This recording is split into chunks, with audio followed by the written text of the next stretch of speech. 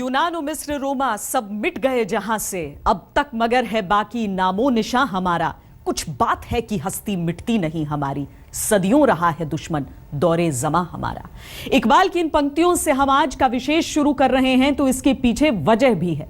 जाने कितने आक्रांताओं ने इस देश की आन को ललकारा, लेकिन मिटाने की हसरत लिए खुद ही मिट गए। अब भारत को मिटाने की नई गीदड़ भभकी दी है आतंक के सौदागर हाफिज सईद ने।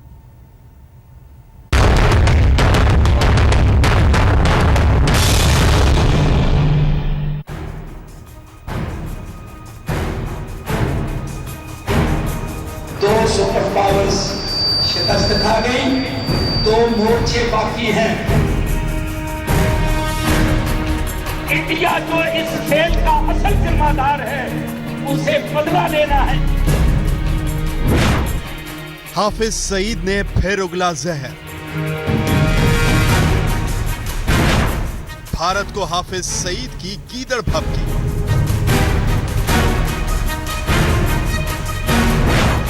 भारत के खिलाफ जिहाद का ऐलान।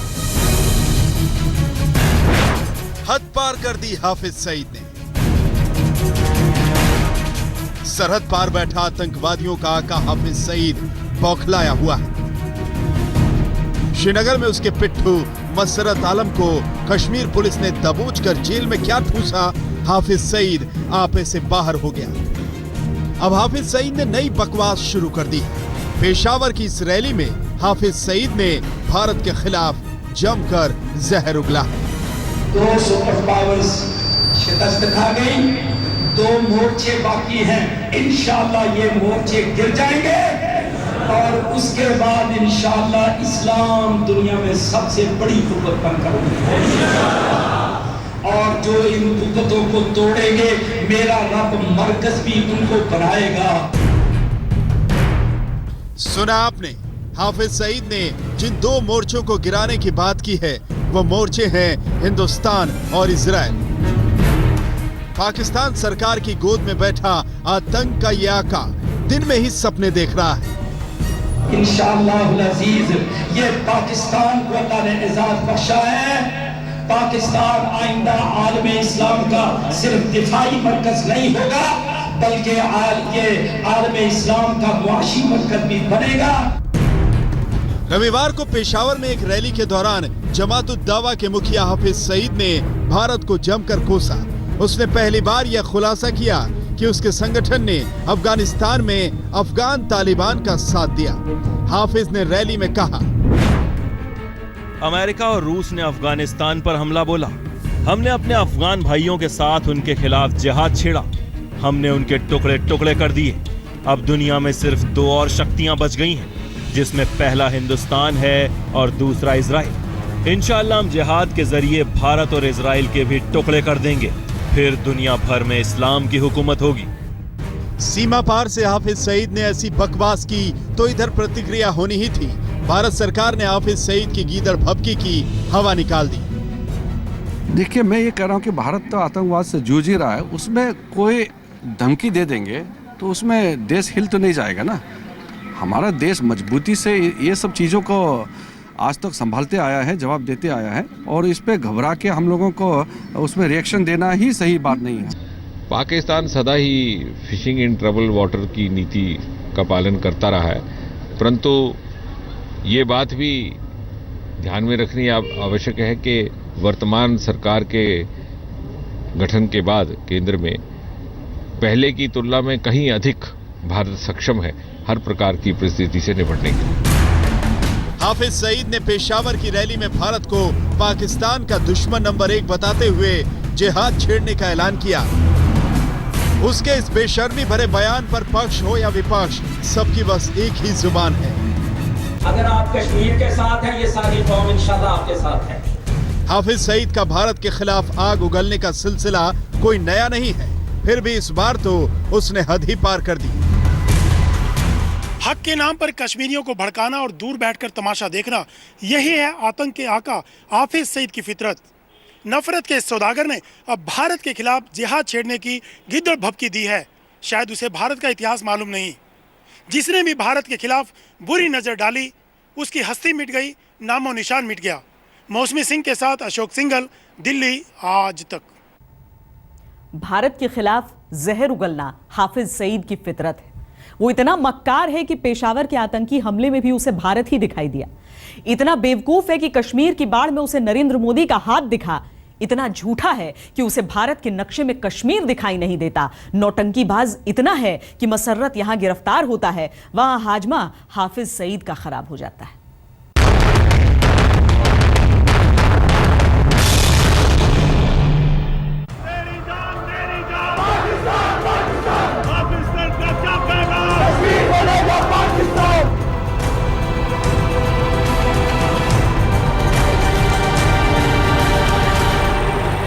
कश्मीर में अलगाववादी ताकतें एक बार फिर से सिर उठा रही हैं, तो वहीं सरहद पार से हाफिज सईद इस आग में घी डाल रहा है। श्रीनगर में जब पिछले हफ्ते मसर्रत और उसके साथियों ने देशद्रोह की हद तक जाते हुए पाकिस्तान के समर्थन में नारेबाजी की, तो आतंक के सौदागर हाफिज सईद की बाँछें खिल गईं।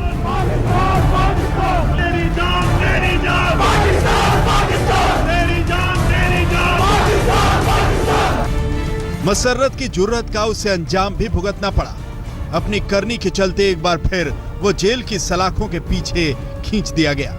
मसर्रत जेल गया तो पाकिस्तान में बैठे हाफिज सईद के पेट में मरोड़े उठने लगी।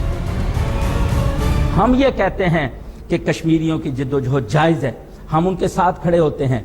वो अगर वहां बोलते हैं, हम पाकिस्तान के अंदर उनकी हिमायत करते हैं। वो अगर हथियार उठाते हैं तो आप हथियार उठाते हैं? नहीं, देखिए हथियार उठाने की जरूरत नहीं है। मेरी सुनिए, हथियार उठाने की बिल्कुल जरूरत नहीं है। उनके साथ आप खड़े? एक मिनट, मैं आप ताज़ा मिसाल सुने। मुसर्रत आलम ने अली गिलानी के श्रीनगर आने पर कल जुलूस निकाला।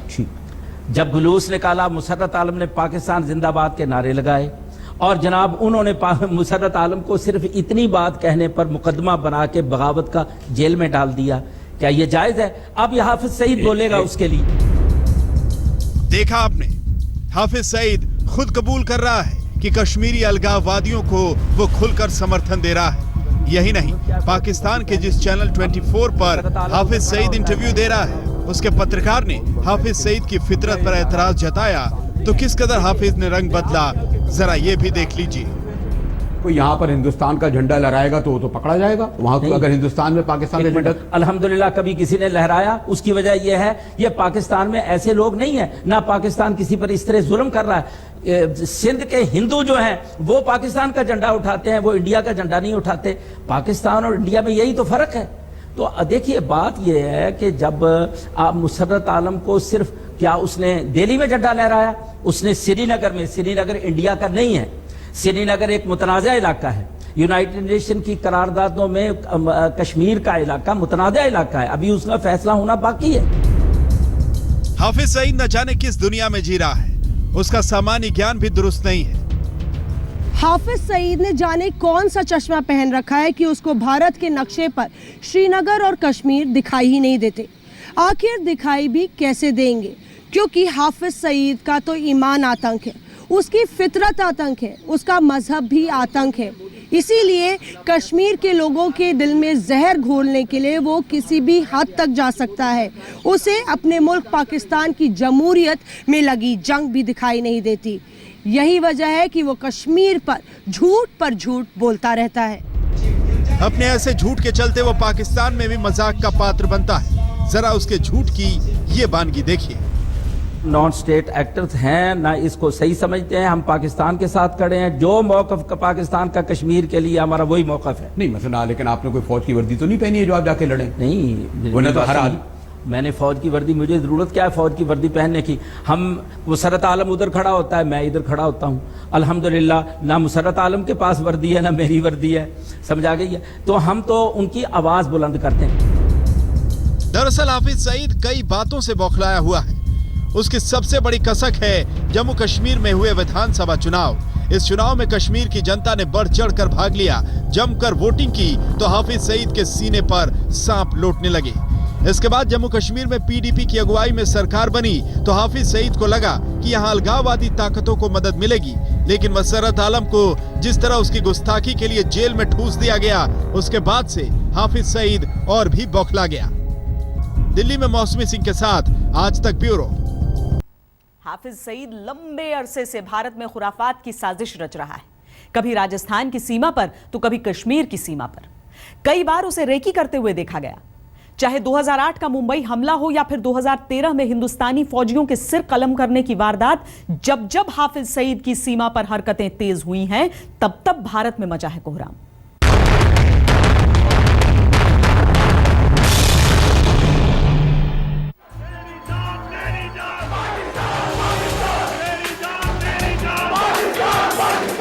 अपने ही देश के एक गद्दार ने सिर उठाया तो खूंखार आतंकवादी हाफिज सईद को शय मिल गई। पाकिस्तान की गोद में पल रहे आतंकी हाफिज सईद के संगठन जमात उद दावा पर अमेरिका प्रतिबंध लगा चुका है और उसके ऊपर करोड़ों डॉलर का इनाम भी है। लेकिन पाकिस्तान हाफिज सईद की तरफ से आंखें मूंदे बैठा है और वो खुलेआम भारत के खिलाफ जहर उगल रहा है। यहाँ तक कि पेशावर में आतंकी हमले पर जहाँ पूरी दुनिया दहल गई थी, वहाँ आतंक के इस सरगना को आईने में भारत की ही तस्वीर नजर आ रही थी। हम पूरे तौर पर समझते हैं कि इस साजिश के पीछे इंडिया है और आज ये मगरमच्छ के आंसू बहाने वाला मोदी, नवाज शरीफ को खून करने वाला ये असल मुजरिम है। इसके जुर्म को हमने दुनिया के सामने पेश किया। 26/11 मुंबई हमले के बाद से हाफिज सईद लगातार भारत में बड़े आतंकी हमले करने की साजिश रच रहा है। इसी वजह से हाफिज सईद भारत पाकिस्तान के सरहदी इलाकों में अक्सर देखा जाता है। बीते साल अक्टूबर-नवंबर में हाफिज सईद को जम्मू कश्मीर और राजस्थान से लगी सरहदी इलाकों में देखा गया था। यही नहीं, जब प्रधानमंत्री नरेंद्र मोदी ने अपने शपथ ग्रहण समारोह में पाकिस्तानी प्रधानमंत्री नवाज शरीफ को न्योता भेजा था, तो यही वो हाफिज सईद है जिसने शरीफ को समारोह में जाने के लिए शर्त रखने का मशवरा दिया था। आप उनसे कहें कि भाई मैं तेरी हल्फ बर्दारी की तकरीब में आने के लिए तैयार हूं, लेकिन मुझसे वादा करके कश्मीर का मसला हल करेगा मोदी और कश्मीरियों को फैसला करने का हक देगा। आप इसके बाद जाएं। आतंकवादी हाफिज सईद जब तब भारत के खिलाफ अनाप शनाप बोलता रहता है और पाकिस्तान की सरकार अपने आतंक की आग में अपने हाथ जलाकर बैठने के बावजूद उसे पनाह दिए बैठी है। आज तक ब्यूरो। भारत ने पाकिस्तान सरकार को तमाम ऐसे सबूत सौंप रखे हैं जिनसे साबित होता है कि हाफिज सईद ने ही मुंबई पर आतंकी हमलों की साजिश रची थी। यही नहीं, अमेरिका ने हाफिज सईद के सिर पर 1 करोड़ रुपए का इनाम तक रख दिया था। लेकिन गजब है पाकिस्तान का कानून और वहां की सरकार, इतना खतरनाक आतंकी वहां आराम से सैर कर रहा है।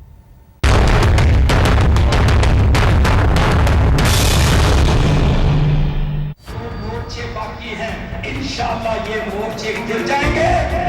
और हाफिज सईद पाकिस्तान की धार्मिक सभाओं में कुछ इसी अंदाज में बोलता है।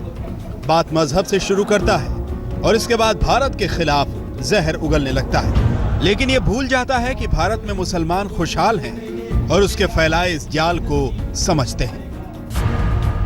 हाफिज सईद के इरादे जहर बुझे हैं। वो देश में आतंकी वारदातों को अंजाम देने की साजिश रच रहा है, लेकिन पाकिस्तान सरकार उसकी सरपरस्त बनी हुई है। You think it's time Pakistan should act against it? That we have already stated. No, they should act. इस बार तो हाफिज ने हद ही कर दी है। उसके नापाक इरादों पर भारत ने अपना एतराज जता दिया है। देखिए पाकिस्तान की नींद कब टूटती है। आज तक ब्यूरो।